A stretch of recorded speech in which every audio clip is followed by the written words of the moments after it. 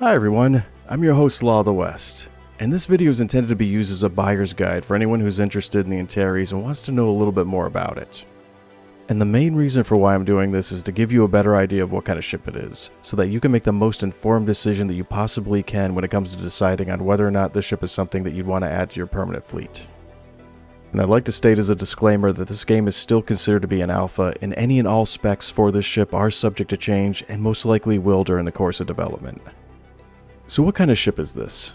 The Antares is the newest variant from RSI that's based on the Scorpius, but its chassis has been altered enough so that you're not going to be able to swap out any of its bespoke components with the Scorpius or vice versa. The Antares has 4 size 3 weapon hardpoints and 16 size 2 missiles that are controlled by the pilot, while the co-pilot has access to a quantum dampener and an EMP device. And the quantum dampener is designed to prevent any ship that's within range from using their quantum drive, and the EMP device sends out a blast of energy that can shut down a ship's shields and disable its components. The Antares EMP is similar to the Sentinels, but it has a slightly slower charge rate and a slightly larger blast radius. The Antares armor and shields are going to be the same as the Scorpius's.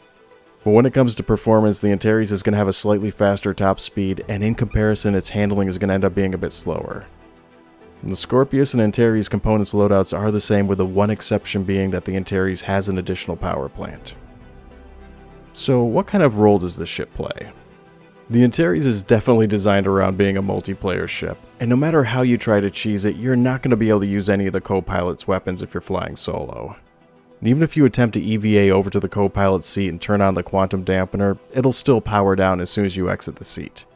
So if you're planning on flying around by yourself, then there's going to be a lot better choices to go for in both the fighter and quantum enforcer categories. But if you have a buddy to fly with, then this could end up being a very handy ship to use for PvP, bounty hunting, and piracy.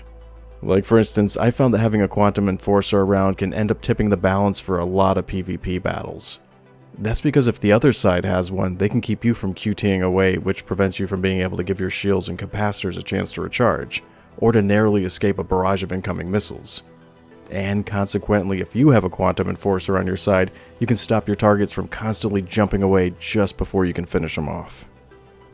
The Mantis and Cuddy Blue also have quantum jammers, but the Antares is a lot more durable than the Mantis and is a lot more maneuverable than the Cuddy is.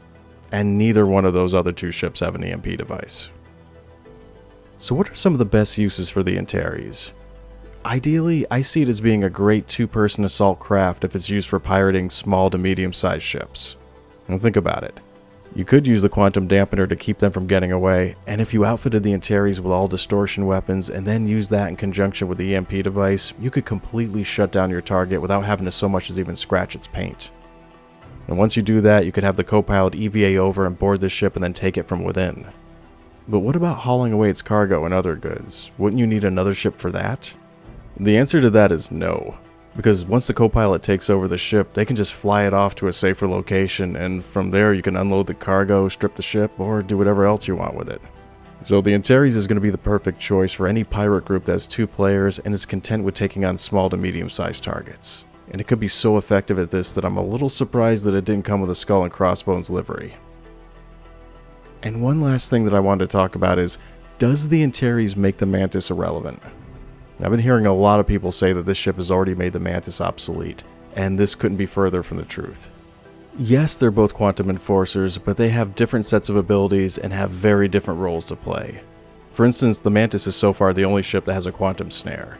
This is something that can pull any ship that travels around it out of quantum and keeps them from spooling up and escaping. The Antares can't do that. It can only keep ships from using their quantum drive to escape, but it can't pull ships out of quantum like the Mantis does. So, what do I think about the Antares? I think that the downsides to it are that it's a very niche fighter, and it's not a good option for solo pilots.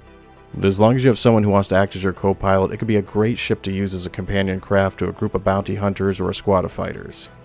I also feel that it's going to end up being one of the best small ships to use for piracy when it comes to maximizing efficiency and profit while minimizing risk and effort. Well, that's going to be it for this quick look at the Scorpius Antares. I've been your host, Law of the West. Thanks for watching, and take care.